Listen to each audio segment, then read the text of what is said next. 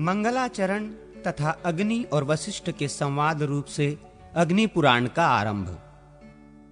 लक्ष्मी, सरस्वती, पार्वती, गणेश, कार्तिकेय, महादेव जी, ब्रह्मा, अग्नि, इंद्र आदि देवताओं तथा भगवान वासुदेव को मैं नमस्कार करता हूं।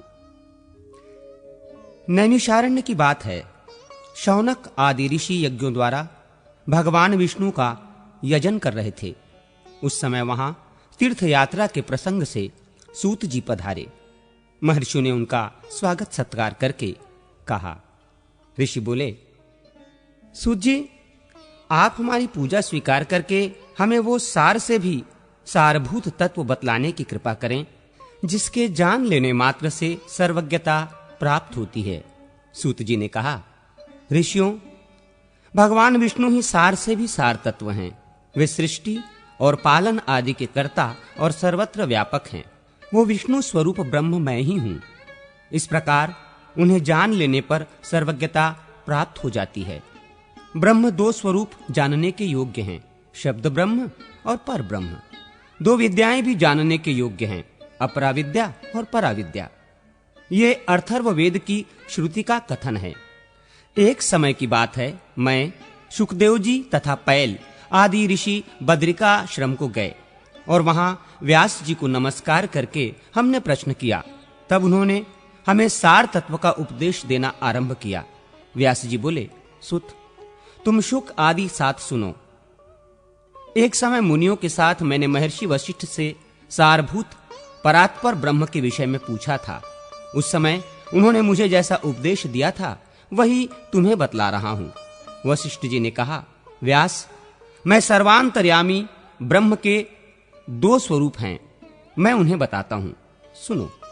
पूर्व काल में ऋषि मुनि तथा देवताओं सहित मुझसे अग्निदेव ने इस विषय में जैसा जो कुछ भी कहा था वही मैं तुम्हें बता रहा हूं। अग्नि पुराण सर्वोत्कृष्ट है।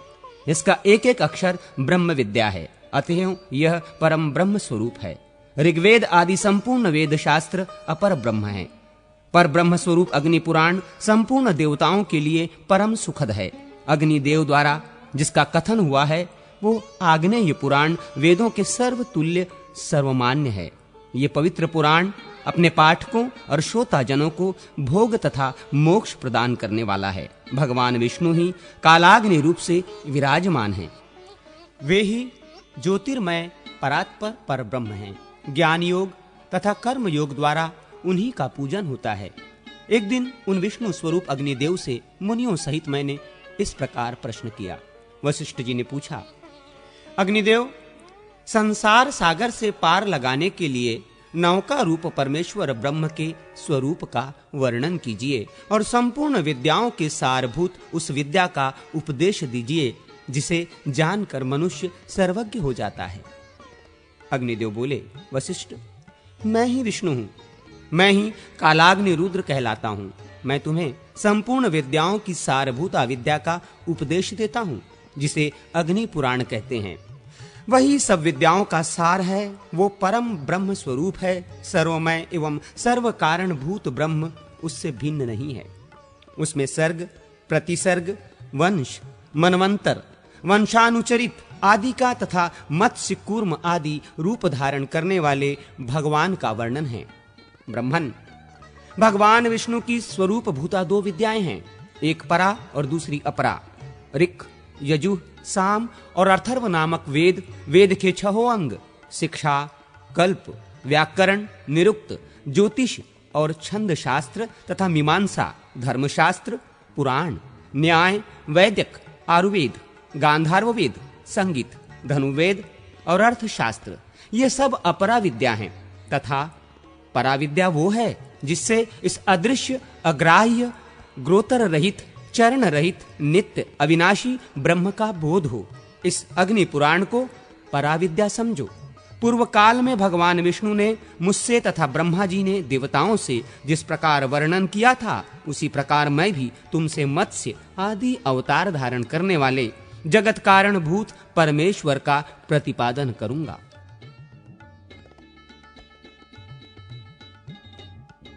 मत्स्यावतार की कथा।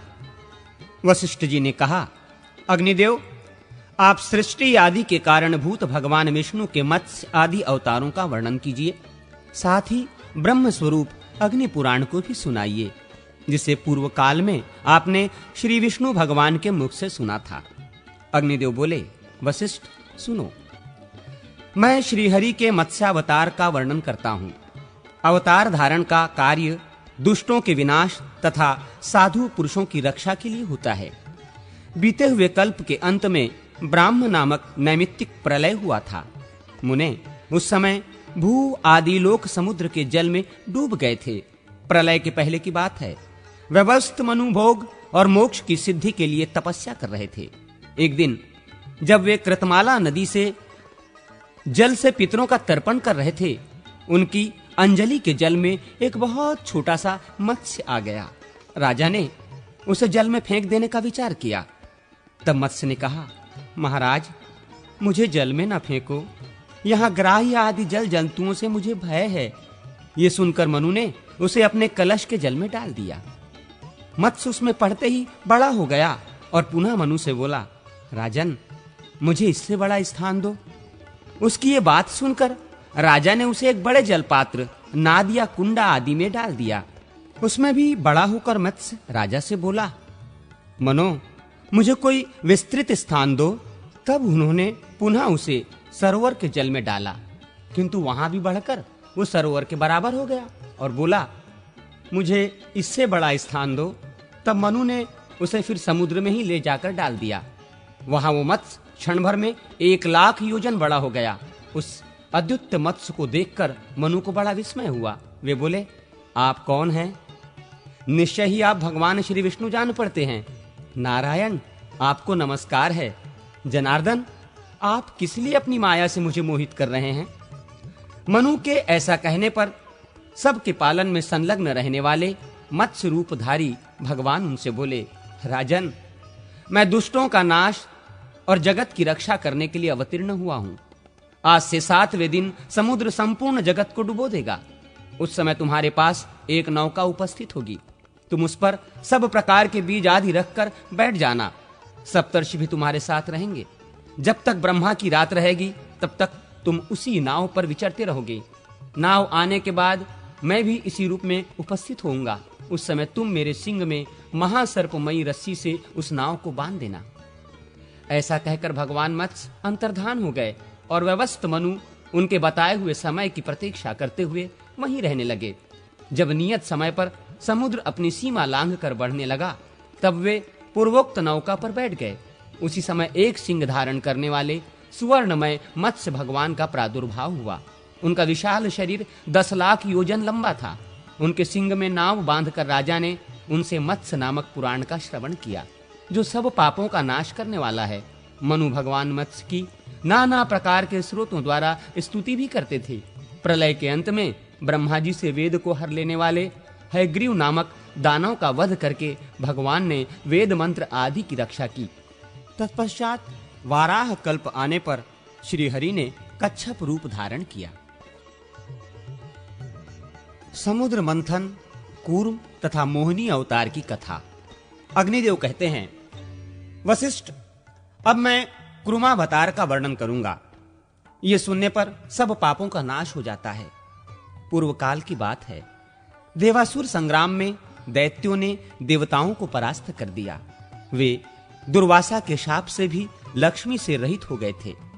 तब संपूर्ण देवता क्षीरसागर में शयन करने वाले भगवान विष्णु के पास जाकर बोले, भगवान, आप देवताओं की रक्षा कीजिए। यह सुनकर श्री हरि ने ब्रह्म आदि देवताओं से कहा, देवगण, तुम लोग क्षीर समुद्र को मथने, अमृत प्राप्त करने और लक्ष्मी को पाने के लिए असुरों से संधि कर लो। कोई बड़ा काम या भारी प्रयोजन आ पड़ने पर शत्रुओं से भी संधि कर लेनी चाहिए। मैं तुम लोगों को अमृत का भागी बनाऊंगा और दैत्यों को उससे वंचित रखूंगा। मंदराचल को मथानी और वासुकी नाग को नेति बनाकर आलस्य रहित हो मेरी सहायता से तुम लोग क्षीर सागर का मंथन करो। भगवान विष्णु के ऐसा कहने पर देवता दैत्यों के साथ संधि करके क्षीर समुद्र पर आए। फिर तो उन्होंने एक साथ मिलकर समुद्र मंथन आरंभ किया। जिस ओर वासुकी नाग की पूंछ थी, उसी ओर देवता खड़े थे। दानव वासुकी नाग के निश्वास से क्षीण हो रहे थे और देवताओं को भगवान अपनी कृपा दृष्टि से परिपुष्ट कर रहे थे। समुद्र मंथन आरंभ होने पर कोई आधार न मिलने से मंदराचल पर्वत समुद्र में डूब गया। तब भगवान विष्णु ने कूर्म कछुए का रूप धारण करके मंदराचल को अपनी पीठ पर रख लिया। फिर जब समुद्र मथा जाने लगा तो उसके भीतर से हलाहल विष प्रकट हुआ। उसे भगवान शंकर ने अपने कंठ में धारण कर लिया। इससे कंठ में काला दाग पड़ जाने के कारण वे नीलकंठ नाम से प्रसिद्ध हुए। तत्पश्चात समुद्र से वारुणी देवी, पारिजात वृक्ष, कौस्तुभमणि, गौवें तथा दिव्य अप्सराएं प्रकट हुई। फिर लक्ष्मी देवी का प्रादुर्भाव हुआ। वे भगवान विष्णु को प्राप्त हुई। संपूर्ण देवताओं ने उनका दर्शन और स्तवन किया। इससे वे लक्ष्मीवान हो गए। तदनंतर भगवान विष्णु के अंशभूत धन्वंतरी, जो आयुर्वेद के प्रवर्तक हैं, हाथ में अमृत से भरा हुआ कलश लिए प्रकट हुए। दैत्यों ने उनके हाथ से अमृत छीन लिया और उसमें से आधा देवताओं को देकर वे सब चलते बने। उनमें जंभ आदि दैत्य प्रधान थे। उन्हें जाते देख भगवान विष्णु ने स्त्री का रूप धारण किया। उस रूपवती स्त्री को देखकर दैत्य मोहित हो गए और बोले, सुमुखी, तुम हमारी भार्या हो जाओ और ये अमृत लेकर हमें पिलाओ। बहुत अच्छा कहकर भगवान ने उनके हाथ से अमृत ले लिया और उसे देवताओं को पिला दिया। उस समय राहु चंद्रमा का रूप धारण करके अमृत पीने लगा। तब सूर्य और चंद्रमा ने उसके कपट वेश को प्रकट कर दिया। ये देख भगवान श्री हरि ने चक्र से उसका मस्तक काट डाला।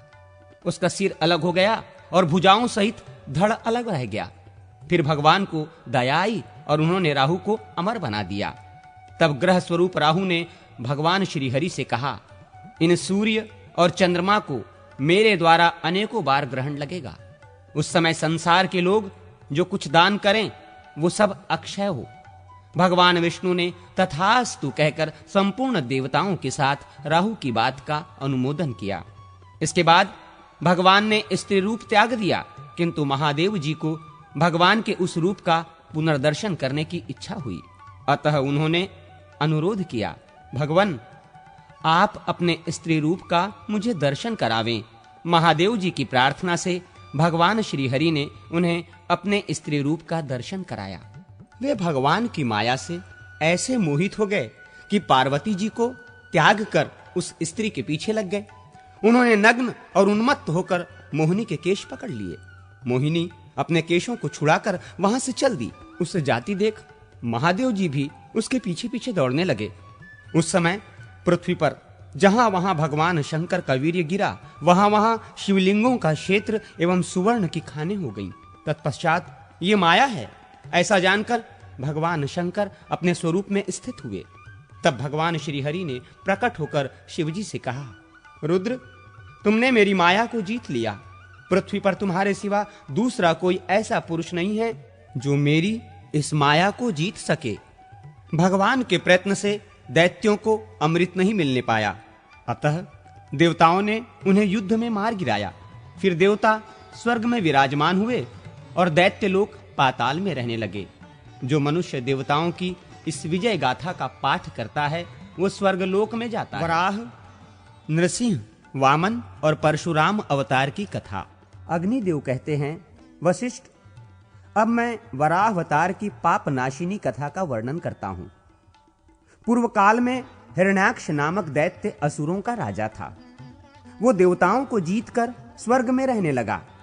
देवताओं ने भगवान विष्णु के पास जाकर उनकी स्तुति की। तब उन्होंने यज्ञ वाराह रूप धारण किया और देवताओं के लिए कंटक रूप उस दानव को दैत्यों सहित मारकर धर्म एवं देवताओं आदि की रक्षा की। इसके बाद वे भगवान श्रीहरि अंतर्ध्यान हो गए। हिरण्याक्ष के एक भाई था जो हिरण्यकश्यपु के नाम से प्रसिद्ध था। उसने देवताओं के यज्ञ भाग अपने अधीन कर लिए और उन सब के अधिकार छीनकर स्वयं ही उनका उपभोग करने लगा। भगवान ने नरसिंह रूप धारण करके उसके सहायक असुरों सहित उस दैत्य का वध किया। तत्पश्चात संपूर्ण देवताओं को अपने अपने पद पर प्रतिष्ठित कर दिया। उस समय देवताओं ने उन नरसिंह का स्तवन किया। पूर्व काल में देवता और असुरों में युद्ध हुआ। उस युद्ध में बलि आदि दैत्यों ने देवताओं को परास्त करके उन्हें स्वर्ग से निकाल दिया। तब वे श्री हरि की शरण में गए। भगवान ने उन्हें अभयदान दिया और कश्यप तथा अदिति की स्तुति से प्रसन्न हो वे अदिति के गर्भ से वामन रूप में प्रकट हुए। उस समय दैत्यराज बलि गंगा द्वार में यज्ञ कर रहे थे। भगवान उनके यज्ञ में गए और वहां यजमान की स्तुति का गान करने लगे। वामन के मुख से वेदों का पाठ सुनकर राजा बलि उन्हें वर देने को उद्यत हो गए और शुक्राचार्य के मना करने पर भी बोले, ब्राह्मण, आपकी जो इच्छा हो मुझसे मांगे, मैं आपको वो वस्तु अवश्य दूंगा। वामन ने बलि से कहा, मुझे अपने गुरु के लिए 3 पग भूमि की आवश्यकता है, वही दीजिए। बलि ने कहा, अवश्य दूंगा। तब संकल्प का जल हाथ में पड़ते ही भगवान वामन अवामन हो गए। उन्होंने विराट रूप धारण कर लिया और भूरलोक, भुवरलोक एवं स्वर्गलोक को अपने 3 पगों से नाप लिया। श्री हरि ने बलि को सूतल लोक में भेज दिया और त्रिलोकी का राज्य इंद्र को दे डाला। इंद्र ने देवताओं के साथ श्री हरि का स्तवन किया। वे तीनों लोकों के स्वामी होकर सुख से रहने लगे। ब्राह्मण, अब मैं परशुराम अवतार का वर्णन करूंगा, सुनो। देवता और ब्राह्मण आदि का पालन करने वाले श्री हरि ने जब देखा कि भूमंडल के क्षत्रिय उद्धत स्वभाव के हो गए हैं, तो वे उन्हें मारकर पृथ्वी का भार उतारने और सर्वत्र शांति स्थापित करने के लिए जमदग्नि के अंश द्वारा रेणुका के गर्भ से अवतीर्ण हुए। भृगुनंदन परशुराम शस्त्र विद्या के पारंगत विद्वान थे। उन दिनों कृतवीर्य का पुत्र राजा अर्जुन भगवान दत्तात्रेय जी की कृपा से 1000 बाहें पाकर समस्त भूमंडल पर राज्य करता था। एक दिन वो वन में शिकार खेलने के लिए गया। वहां वो बहुत थक गया। उस समय जमदग्नि मुनि ने उन्हें सेना सहित अपने आश्रम पर निमंत्रित किया और कामधेनु के प्रभाव से सबको भोजन कराया। राजा ने मनु से कामधेनु को अपने लिए मांगा, किंतु उन्होंने देने से इनकार कर दिया। तब उसने बलपूर्वक उस धेनु को छीन लिया।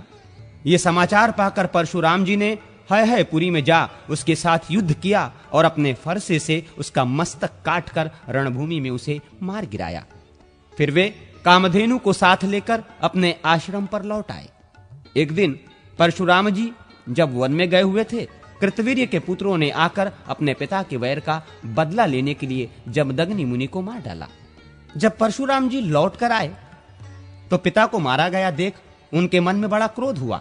उन्होंने 21 बार समस्त भूमंडल के क्षत्रियों का संहार किया। फिर कुरुक्षेत्र में 5 कुंड बनाकर वहीं उन्होंने अपने पितरों का तर्पण किया और सारी पृथ्वी कश्यप मुनि को दान देकर वे महेंद्र पर्वत पर रहने लगे। इस प्रकार कूर्म, वराह, नृसिंह, वामन तथा परशुराम अवतार की कथा सुनकर मनुष्य स्वर्गलोक में जाता है।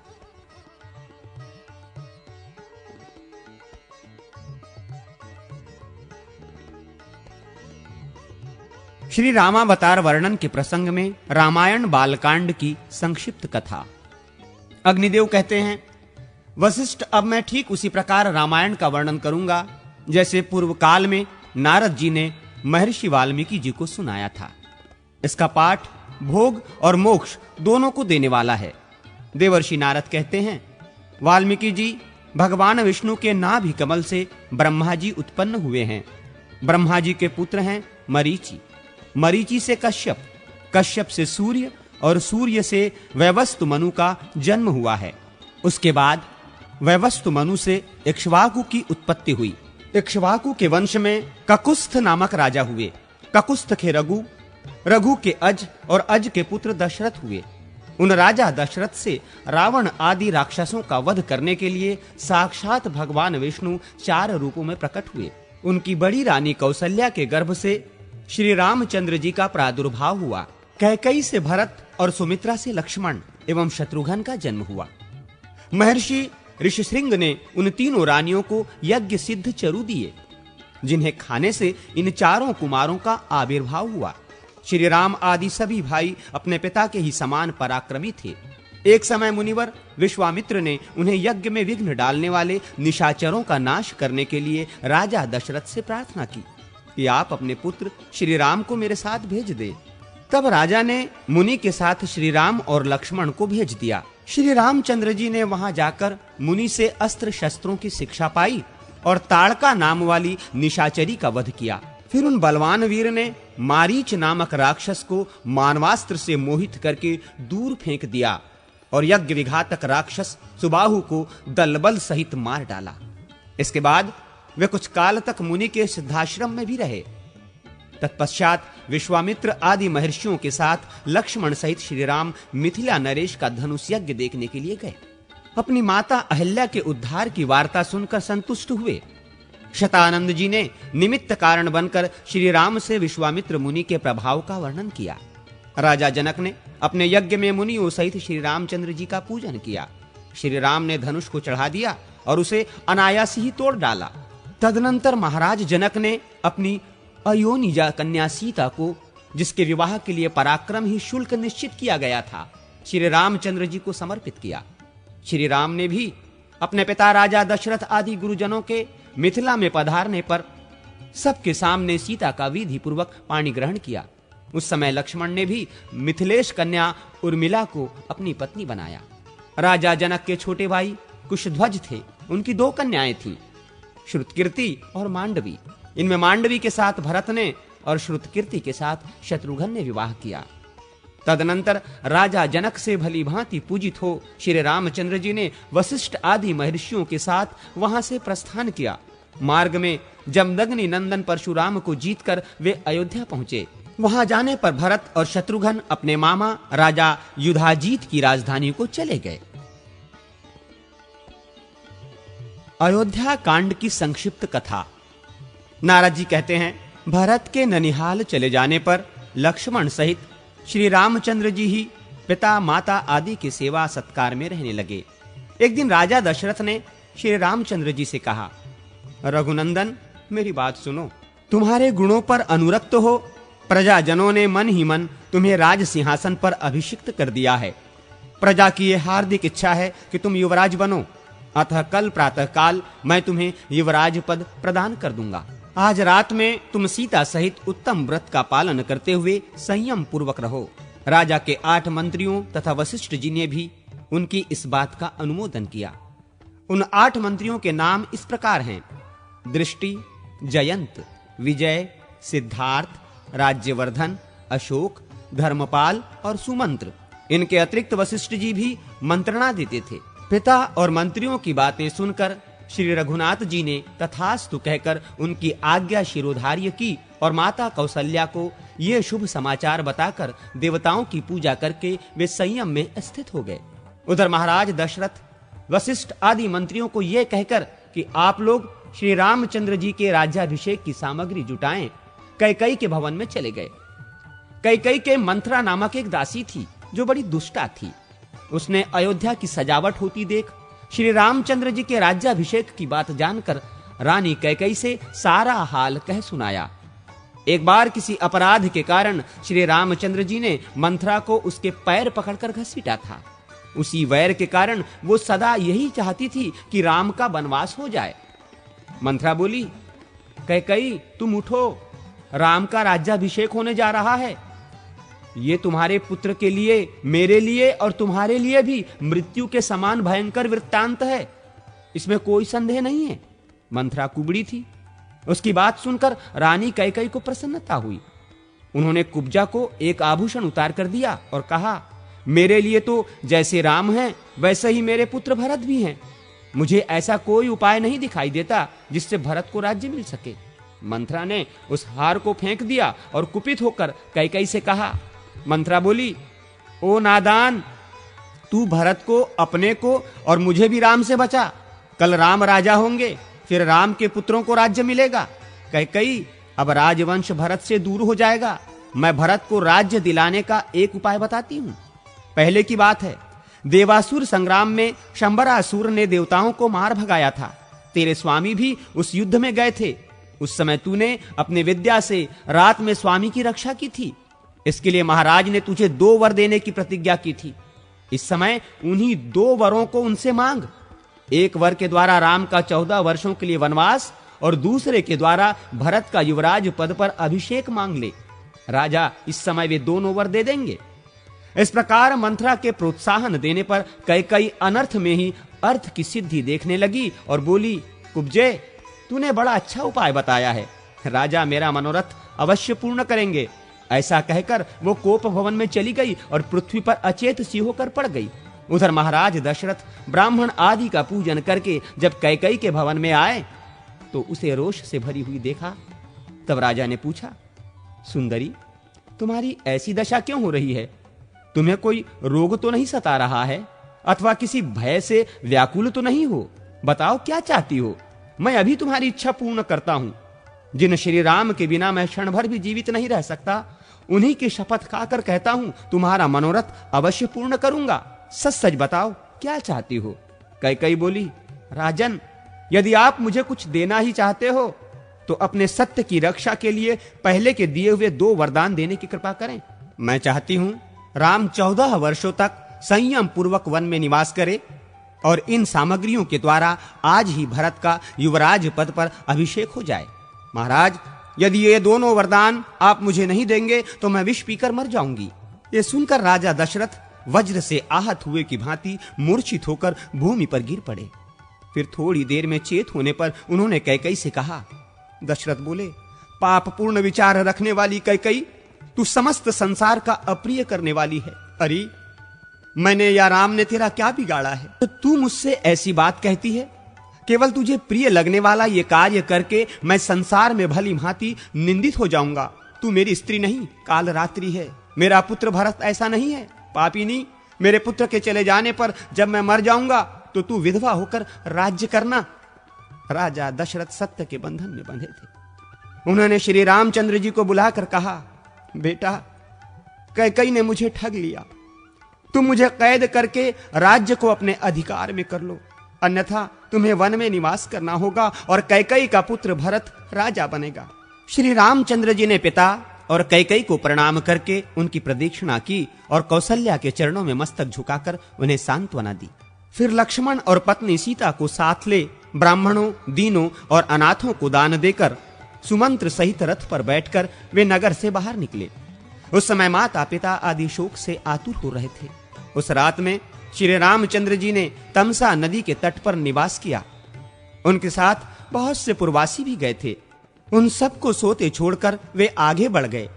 प्रातः काल होने पर जब श्री रामचंद्र जी नहीं दिखाई दिए तो नगर निवासी निराश होकर पुनः अयोध्या लौट आए। श्री रामचंद्र जी के चले जाने से राजा दशरथ बहुत दुखी हुए। वे रोते रोते कैकेयी का महल छोड़कर कौशल्या के भवन में चले आए। उस समय नगर के समस्त स्त्री पुरुष और रनिवास की स्त्रियां फूट फूट कर रो रही थीं। श्री रामचंद्र जी ने चीर वस्त्र धारण कर रखा था। वे रथ पर बैठे बैठे श्रृंगेश्वरपुर जा पहुंचे। वहां निषाद राजगुह ने उनका पूजन स्वागत सत्कार किया। श्री रघुनाथ जी ने इंदगी वृक्ष की जड़ के निकट विश्राम किया। लक्ष्मण और गुह दोनों रात भर जागकर पहरा देते रहे।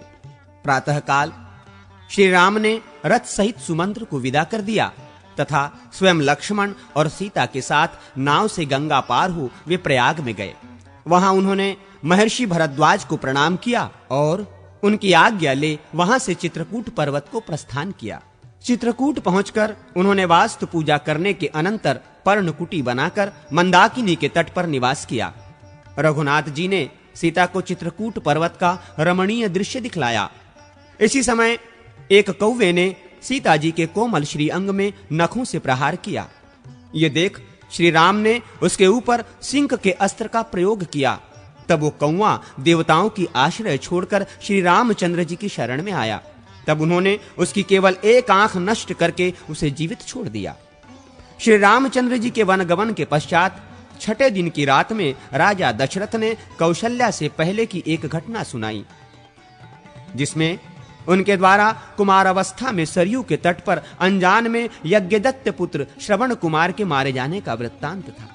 श्रवण कुमार पानी लेने के लिए आया था। उस समय उसके घड़े के भरने से जो शब्द हो रहा था, उसकी आहट पाकर मैंने उसे कोई जंगली जंतु समझा और शब्द भेदी बाण से उसका वध कर डाला। यह समाचार पाकर उसके पिता और माता को बड़ा शोक हुआ। वे बारंबार विलाप करने लगे।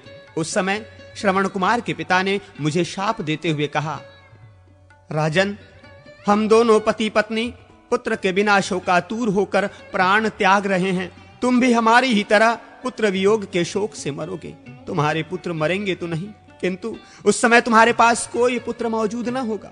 कौशल्य, आज उसका शाप मुझे स्मरण हो रहा है।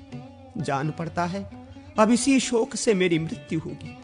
इतनी कथा कहने के पश्चात राजा ने हा राम कहकर स्वर्गलोक को प्रयाण किया। कौशल्या ने समझा महाराज शोक से आतुर हैं, इस समय नींद आ गई होगी। ऐसा विचार करके वे सो गईं। प्रातः काल जगाने वाले सुत, मागध और बंदी जन सोते हुए महाराज को जगाने लगे, किंतु वे न जगे। तब उन्हें मरा हुआ जान रानी कौशल्या हाय मैं मारी गई कहकर पृथ्वी पर गिर पड़ी।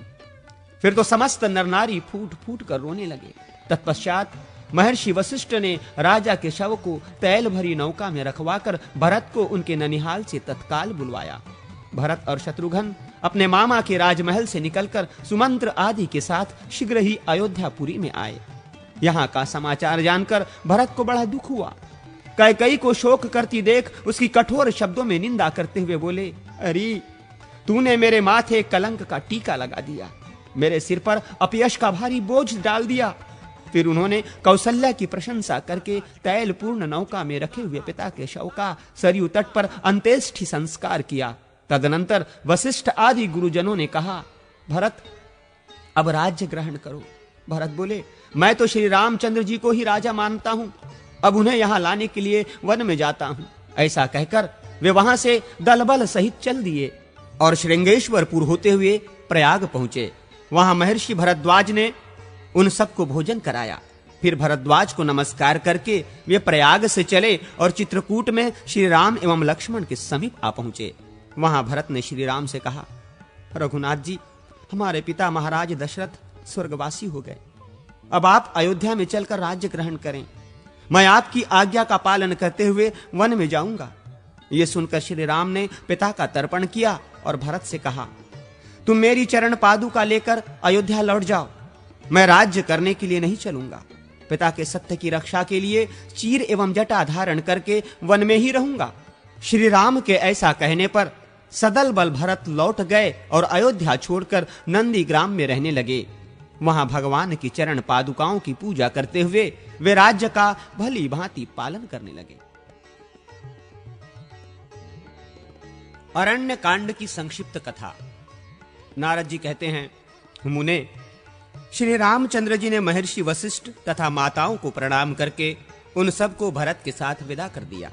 तत्पश्चात महर्षि अत्रि तथा उनकी पत्नी अनुसया को, शरभंग मुनि को, सुतीक्ष्ण को तथा अगत्स जी के भ्राता अग्निजीव मुनि को प्रणाम करते हुए श्री रामचंद्र जी ने अगत्स मुनि के आश्रम पर जा उनके चरणों में मस्तक झुकाया और मुनि की कृपा से दिव्य धनुष एवं दिव्य खड्ग प्राप्त करके वे दंडकारण्य में आए। वहां जनस्थान के भीतर पंचवटी नामक स्थान में गोदावरी के तट पर रहने लगे। एक दिन शूर्पणखा नाम वाली भयंकर राक्षसी राम, लक्ष्मण और सीता को खा जाने के लिए पंचवटी में आई, किंतु श्री रामचंद्र जी का अत्यंत मनोहर रूप देखकर वो काम के अधीन हो गई और बोली। शूर्पणखा ने कहा, तुम कौन हो, कहां से आए हो? मेरी प्रार्थना से अब तुम मेरे पति हो जाओ। यदि मेरे साथ तुम्हारा संबंध होने में ये दोनों सीता और लक्ष्मण बाधक हैं, तो मैं इन दोनों को अभी खाए लेती हूं। ऐसा कहकर वो उन्हें खा जाने को तैयार हो गई। तब श्री रामचंद्र जी के कहने से लक्ष्मण ने शूर्पणखा की नाक और दोनों कान भी काट लिए। कटे हुए अंगों से रक्त की धारा बहाती हुई शूर्पणखा अपने भाई खर के पास गई और इस प्रकार बोली, खर, मेरी नाक कट गई। इस अपमान के बाद मैं जीवित नहीं रह सकती। अब तो मेरा जीवन तभी रह सकता है जबकि तुम मुझे राम का, उसकी पत्नी सीता का और उनके छोटे भाई लक्ष्मण का गरम गरम रक्त पिलाओ। खर ने उसको बहुत अच्छा कहकर शांत किया और दूषण तथा त्रिशिरा के साथ 14,000 राक्षसों की सेना ले श्री रामचंद्र जी पर चढ़ाई की। श्री राम ने भी उन सब का सामना किया और अपने बाणों से राक्षसों को बींधना आरंभ किया। शत्रुओं की हाथी, घोड़े, रथ और पैदल सहित समस्त चतुरंगी सेना को उन्होंने यमलोक पहुंचा दिया तथा अपने साथ युद्ध करने वाले भयंकर राक्षस खर, दूषण एवं त्रिशिरा को भी मौत के घाट उतार दिया। अब सुपर्णखा लंका में गई और रावण के सामने जा पृथ्वी पर गिर पड़ी। उसने क्रोध में भर के रावण से कहा, अरे तू राजा और रक्षक कहलाने योग्य नहीं है। खर आदि समस्त राक्षसों का संहार करने वाले राम की पत्नी सीता को हर ले। मैं राम और लक्ष्मण का रक्त पीकर ही जीवित रहूंगी, अन्यथा नहीं। पर्णखा की बात सुनकर रावण ने कहा, अच्छा ऐसा ही होगा।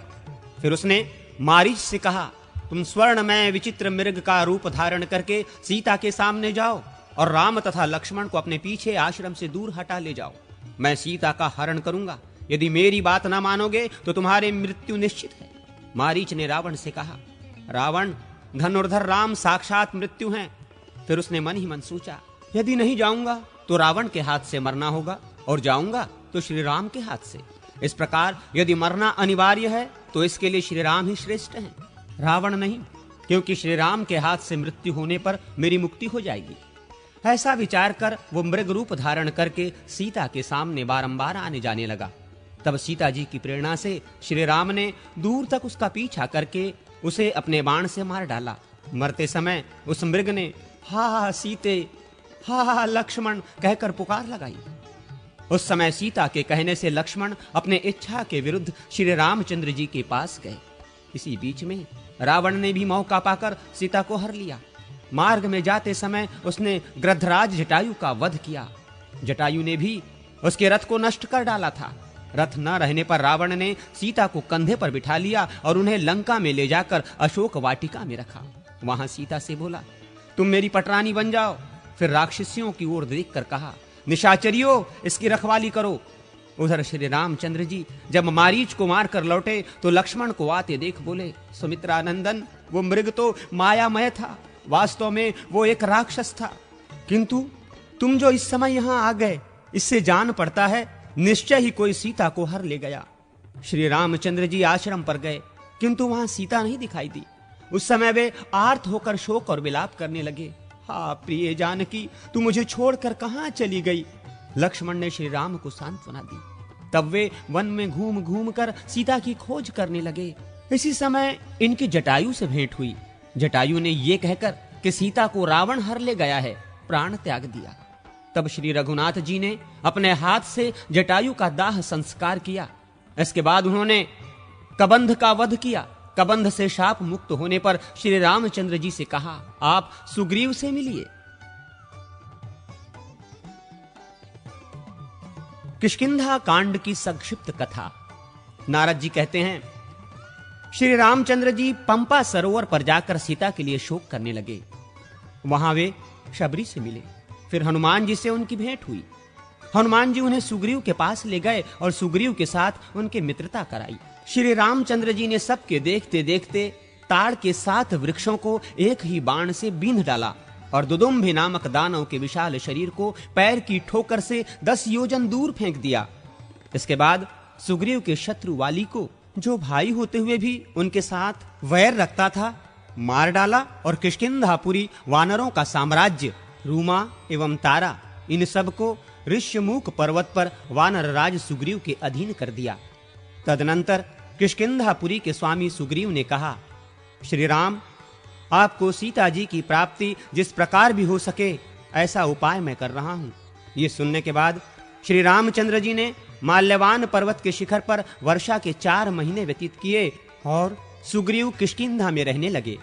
चौमासे के बाद भी जब सुग्रीव नहीं दिखाई दिए, तब श्री रामचंद्र जी की आज्ञा से लक्ष्मण ने किष्किंधा में जाकर कहा, सुग्रीव, तुम श्री रामचंद्र जी के पास चलो, अपनी प्रतिज्ञा पर अटल रहो, नहीं तो वाली मरकर जिस मार्ग से गया है वो मार्ग अभी बंद नहीं हुआ है। अतएव वाली के पथ का अनुसरण न करो। सुग्रीव ने कहा, सुमित्रानंदन, विषय भोग में आसक्त हो जाने के कारण मुझे बीते हुए समय का भान न रहा, अतः मेरे अपराध को क्षमा कीजिए। ऐसा कहकर वानरराज सुग्रीव श्री रामचंद्र जी के पास गए और उन्हें नमस्कार करके बोले, भगवन, मैंने सब वानरों को बुला लिया है। अब आपकी इच्छा के अनुसार सीता जी की खोज करने के लिए उन्हें भेजूंगा। वे पूर्वादि दिशाओं में जाकर 1 महीने तक सीता जी की खोज करें। जो 1 महीने के बाद लौटेगा उसे मैं मार डालूंगा। ये सुनकर बहुत से वानर पूर्व, पश्चिम और उत्तर दिशाओं के मार्ग पर चल पड़े तथा वहां जनक कुमारी सीता को न पाकर नियत समय के भीतर श्री राम और सुग्रीव के पास लौट आए। हनुमान जी श्री रामचंद्र की दी हुई अंगूठी लेकर अन्य वानरों के साथ दक्षिण दिशा में जानकी की खोज कर रहे थे। वे लोग सुप्रभा की गुफा के निकट विंध्य पर्वत पर एक ही मास से अधिक काल तक ढूंढते फिरे, किंतु उन्हें सीता जी का दर्शन नहीं हुआ। अंत में निराश होकर आपस में कहने लगे, हम लोगों को व्यर्थ ही प्राण देने पड़ेंगे। धन्य है वो जटायु जिसने सीता के लिए रावण के द्वारा मारा जाकर युद्ध में प्राण त्याग दिया। उनकी ये बातें संपाति नामक गृध के कानों में पड़ी। वो वानरों के प्राण त्याग की चर्चा से उनके खाने की ताक में लगा था, किंतु जटायु की चर्चा सुनकर रुक गया और बोला, वानरों, जटायु मेरा भाई था। वो मेरे ही साथ सूर्यमंडल की ओर उड़ा चला जा रहा था। मैंने अपनी पांखों की ओट में रखकर सूर्य की प्रखर किरणों के ताप से उसे बचाया। अतः वो तो सकुशल बच गया, किंतु मेरी पांखें जल गई, इसलिए मैं यहीं गिर पड़ा। आज श्री रामचंद्र जी की वार्ता सुनने से फिर मेरे पंख निकल आए। अब मैं जानकी को देखता हूं। वे लंका में अशोक वाटिका के भीतर हैं। लवण समुद्र के द्वीप में त्रिकुट पर्वत पर लंका बसी हुई है। यहां से वहां तक का समुद्र 100 योजन विस्तृत है।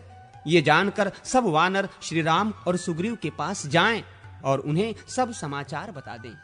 सुंदर कांड की संक्षिप्त कथा। नारद जी कहते हैं, संपाति की बात सुनकर हनुमान और अंगद आदि वानरों ने समुद्र की ओर देखा। फिर वे कहने लगे, कौन समुद्र को लांघकर समस्त वानरों को जीवन दान देगा? वानरों की जीवन रक्षा और श्री रामचंद्र जी की कार्य की प्रकृष्ट सिद्धि के लिए पवन कुमार हनुमान जी 100 योजन विस्तृत समुद्र को लांघ गए। लांघते समय अवलंबन देने के लिए समुद्र से मैनाक पर्वत उठा। हनुमान जी ने दृष्टि मात्र से उसका सत्कार किया। फिर छाया ग्राहणी सिंहिका ने सिर उठाया। वो उन्हें अपना ग्रास बनाना चाहती थी, इसलिए हनुमान जी ने उसे मार गिराया। समुद्र के पार जाकर उन्होंने लंकापुरी देखी, राक्षसों के घरों में खोज की।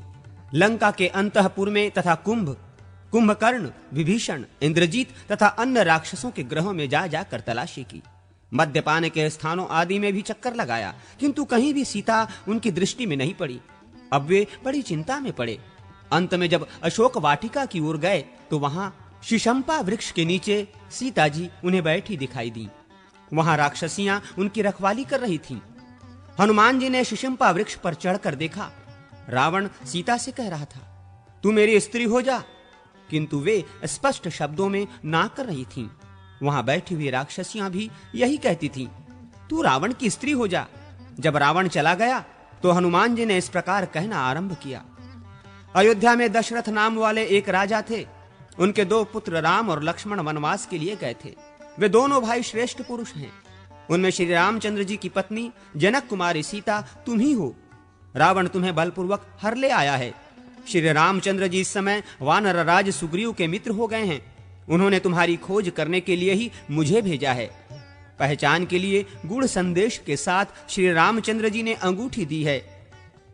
ये अंगूठी ले लो। सीता जी ने अंगूठी ले ली। उन्होंने वृक्ष पर बैठे हुए हनुमान जी को देखा। फिर हनुमान जी वृक्ष से उतरकर उनके सामने आ बैठे। तब सीता ने उनसे कहा, यदि श्री रघुनाथ जी जीवित हैं तो वे मुझे यहां से ले क्यों नहीं जाते? इस प्रकार शंका करती हुई सीता जी से हनुमान जी ने इस प्रकार कहा, देवी सीते, तुम यहां हो ये बात श्री रामचंद्र जी नहीं जानते। मुझसे ये समाचार जान लेने के पश्चात सेना सहित राक्षस रावण को मारकर वे तुम्हें अवश्य ले जाएंगे। तुम चिंता न करो, मुझे कोई अपनी पहचान दो।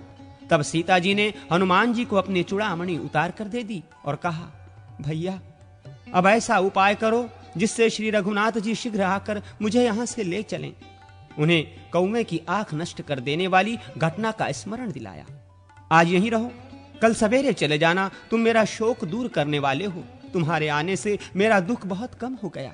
चूड़ामणि और काक वाली कथा को पहचान के रूप में लेकर हनुमान जी ने कहा, कल्याणी, तुम्हारे पतिदेव अब तुम्हें शीघ्र ही ले जाएंगे, अथवा यदि तुम्हें चलने की जल्दी हो तो मेरी पीठ पर बैठ जाओ। मैं आज ही तुम्हें श्री राम और सुग्रीव के दर्शन कराऊंगा। सीता बोली, नहीं, रघुनाथ जी ही मुझे आकर ले जाएं। तदनंतर हनुमान जी ने रावण से मिलने की युक्ति सोच निकाली। उन्होंने रक्षकों को मारकर उस वाटिका को उजाड़ डाला।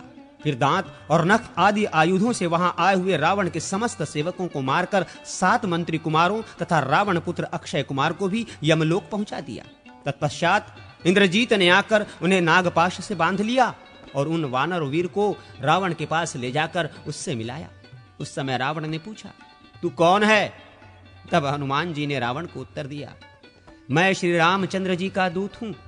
तुम श्री सीता जी को श्री रघुनाथ जी की सेवा में लौटा दो, अन्यथा लंका निवासी समस्त राक्षसों के साथ तुम्हें श्री राम के बाणों से घायल होकर निश्चय ही मरना पड़ेगा। ये सुनकर रावण हनुमान जी को मारने के लिए उद्यत हो गया, किंतु विभीषण ने उसे रोक दिया। तब रावण ने उसकी पूंछ में आग लगा दी, पूंछ जल उठी। ये देख पवन पुत्र हनुमान जी ने राक्षसों की पूरी लंका को जला डाला और सीता जी का पुनः दर्शन करके उन्हें प्रणाम किया। फिर समुद्र के पार आकर अंगद आदि से कहा, मैंने सीता जी का दर्शन कर लिया है। तत्पश्चात अंगद आदि के साथ सुग्रीव के मधुवन में आकर दधिमुख आदि रक्षकों को परास्त करके मधुपान करने के अनंतर वे सब लोग श्री रामचंद्र जी के पास आए और बोले, सीता जी का दर्शन हो गया। श्री रामचंद्र जी ने भी अत्यंत प्रसन्न होकर हनुमान जी से पूछा। श्री रामचंद्र जी बोले, कपिवर, तुम्हें सीता का दर्शन कैसे हुआ? उसने मेरे लिए क्या संदेश दिया है? मैं विरह की आग में जल रहा हूं। तुम सीता की अमृतमयी कथा सुनाकर मेरा संताप शांत करो। नारद जी कहते हैं, यह सुनकर हनुमान जी ने रघुनाथ जी से कहा, भगवान, मैं समुद्र लांघ कर लंका में गया था। वहां सीता जी का दर्शन करके लंकापुरी को जलाकर यहां आ रहा हूं। ये सीता जी की दी हुई चूड़ामणि लीजिए, आप शोक न करें। रावण का वध करने के पश्चात निश्चय ही आपको सीता जी की प्राप्ति होगी। श्री रामचंद्र जी उस मणि को हाथ में ले विरह से व्याकुल होकर रोने लगे और बोले, इस मणि को देखकर ऐसा जान पड़ता है मानो मैंने सीता को ही देख लिया। अब मुझे सीता के पास ले चलो, मैं उसके बिना जीवित नहीं रह सकता। उस समय सुग्रीव आदि ने श्री रामचंद्र जी को समझा बुझाकर शांत किया। तदनंतर श्री रघुनाथ जी समुद्र के तट पर गए। वहां उनसे विभीषण आकर मिले। विभीषण के भाई दुरात्मा रावण ने उनका तिरस्कार किया था। विभीषण ने इतना ही कहा था कि भैया, आप सीता को श्री रामचंद्र जी की सेवा में समर्पित कर दीजिए। इसी अपराध के कारण उसने उन्हें ठुकरा दिया था। अब वे असहाय थे। श्री रामचंद्र जी ने विभीषण को अपना मित्र बनाया और लंका के राजपथ पर अभिषिक्त कर दिया। इसके बाद श्री राम ने समुद्र से लंका जाने के लिए रास्ता मांगा। जब उसने मार्ग नहीं दिया तो उन्होंने बाणों से उसे बींध डाला। अब समुद्र भयभीत होकर श्री रामचंद्र जी के पास आकर बोला, भगवान, नल के द्वारा मेरे ऊपर पुल बंधाकर आप लंका में जाइए। पूर्व काल में आप ही ने मुझे गहरा बनाया था। ये सुनकर श्री रामचंद्र जी ने नल के द्वारा वृक्ष और शिलाखंडों से एक पुल बंधवाया और उसी से वे वानरों सहित समुद्र के पार गए। वहां सुवेल पर्वत पर पड़ाव डालकर वहीं से उन्होंने लंकापुरी का निरीक्षण किया।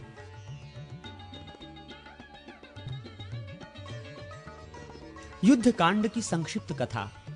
नारद जी कहते हैं, तदनंतर श्री रामचंद्र जी के आदेश से अंगद रावण के पास गए और बोले, रावण, तुम जनक कुमारी सीता को ले जाकर शीघ्र ही श्री रामचंद्र जी को सौंप दो, अन्यथा मारे जाओगे। ये सुनकर रावण उन्हें मारने को तैयार हो गया।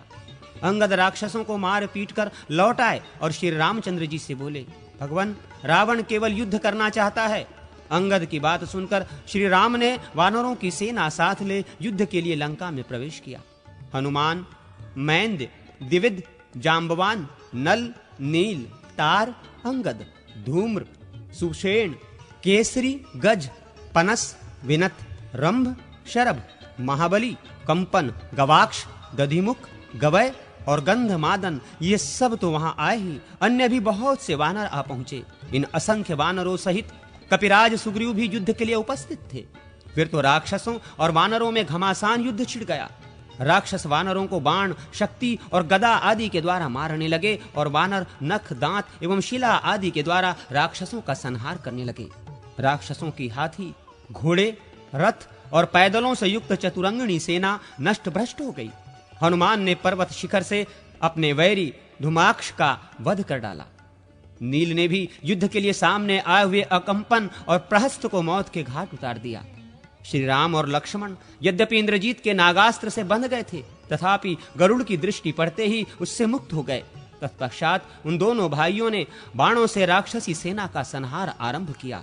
श्री राम ने रावण को युद्ध में अपने बाणों की मार से जर्जरित कर डाला इससे दुखित होकर रावण ने कुंभकर्ण को सोते से जगाया। जागने पर कुंभकर्ण ने 1000 घड़े मदिरा पीकर कितने ही भैंस आदि पशुओं का भक्षण किया। फिर रावण से कुंभकर्ण बोला, सीता का हरण करके तुमने पाप किया है। तुम मेरे बड़े भाई हो, इसलिए तुम्हारे कहने से युद्ध करने जाता हूं।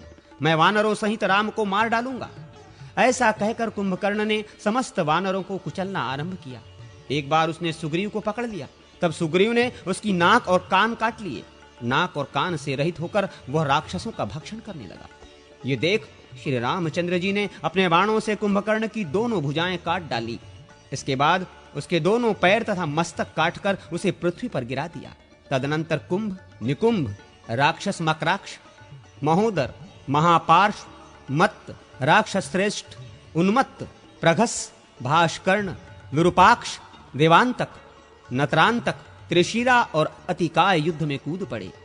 तब इनको तथा और भी बहुत से युद्ध परायण राक्षसों को श्री राम, लक्ष्मण, विभीषण एवं वानरों ने पृथ्वी पर सुला दिया। तत्पश्चात इंद्रजीत, मेघनाथ ने माया से युद्ध करते हुए वरदान में प्राप्त हुए नागपाश द्वारा श्री राम और लक्ष्मण को बांध लिया। उस समय हनुमान जी के द्वारा लाए हुए पर्वत पर उगी हुई विशल्या नाम की औषधि से श्री राम और लक्ष्मण के घाव अच्छे हुए। उनके शरीर से बाण निकाल दिए गए। हनुमान जी पर्वत को जहां से लाए थे वहीं उसे पुनः रखा है। इधर मेघनाथ निकुंभिला देवी के मंदिर में होम आदि करने लगा। उस समय लक्ष्मण ने अपने बाणों से इंद्र को भी परास्त कर देने वाले उस वीर को युद्ध में मार गिराया।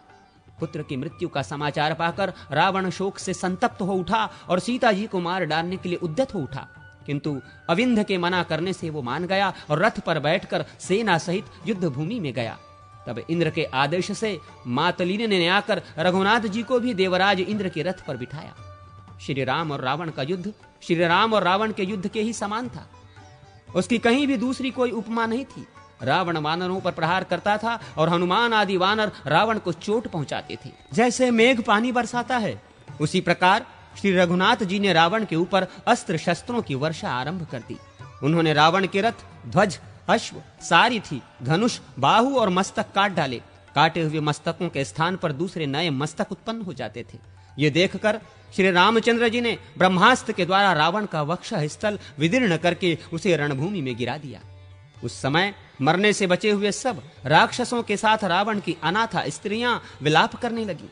तब श्री रामचंद्र जी की आज्ञा से विभीषण ने उन सब को सांत्वना दे रावण के शव का दाह संस्कार किया। तदनंतर श्री रामचंद्र जी ने हनुमान जी के द्वारा सीता जी को बुलवाया। यद्यपि वे स्वरूप से ही नित्य शुद्ध थीं, तो भी उन्होंने अग्नि में प्रवेश करके अपनी विशुद्धता का परिचय दिया। तत्पश्चात रघुनाथ जी ने उन्हें स्वीकार किया। इसके बाद इंद्रादि देवताओं ने उनका स्तवन किया।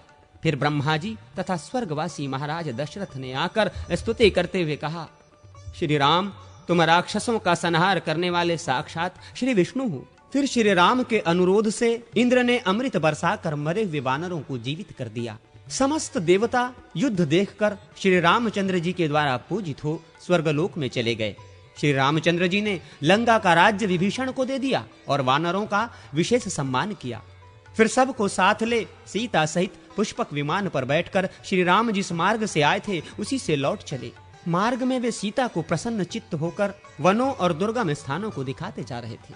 प्रयाग में महर्षि भरद्वाज को प्रणाम करके वे अयोध्या के पास नंदी ग्राम में आए। वहां भरत ने उनके चरणों में प्रणाम किया। फिर वे अयोध्या में आकर वहीं रहने लगे। सबसे पहले उन्होंने महर्षि वशिष्ठ आदि को नमस्कार करके क्रमशः कौसल्या, कैकेयी और सुमित्रा के चरणों में मस्तक झुकाया। फिर राज्य ग्रहण करके ब्राह्मणों आदि का पूजन किया। अश्वमेघ यज्ञ करके उन्होंने अपने आत्म स्वरूप श्री वासुदेव का यजन किया। सब प्रकार के दान दिए और प्रजाजनों का पुत्रवत पालन करने लगे। उन्होंने धर्म और कामादि का भी सेवन किया तथा वे दुष्टों को सदा दंड देते रहे।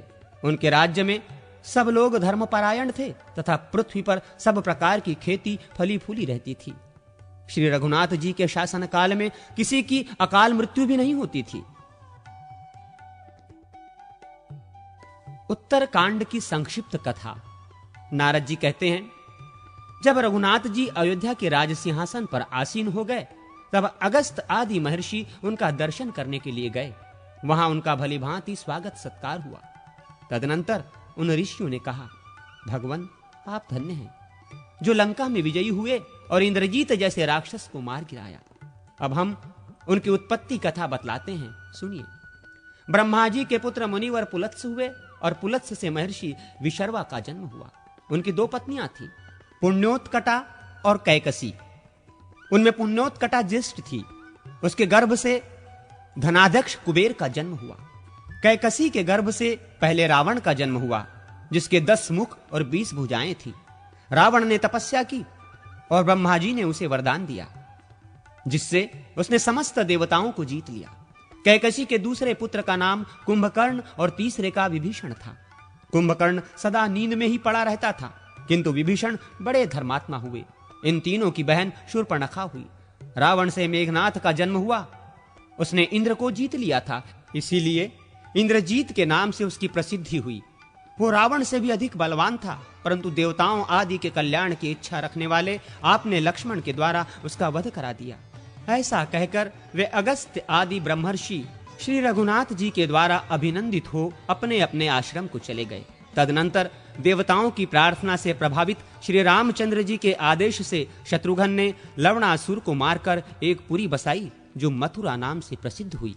तत्पश्चात भरत ने श्री राम की आज्ञा पाकर सिंधु तीर निवासी शैलूष नामक बलोन्मत्त गंधर्व का तथा उसके 3 करोड़ वंशजों का अपने तीखे बाणों से संहार किया।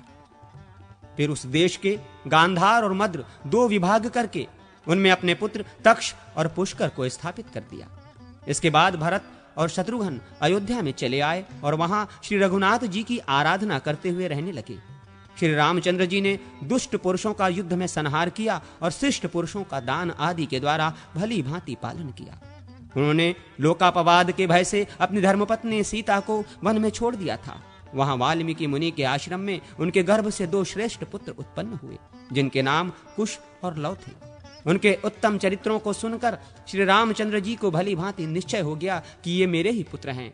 तत्पश्चात उन दोनों को कौशल के 2 राज्यों पर अभिषिक्त करके मैं ब्रह्म हूं, इसकी भावना पूर्वक ध्यान योग में स्थित होकर उन्होंने देवताओं की प्रार्थना से भाइयों और पूर्ववासियों सहित अपने परम धाम में प्रवेश किया।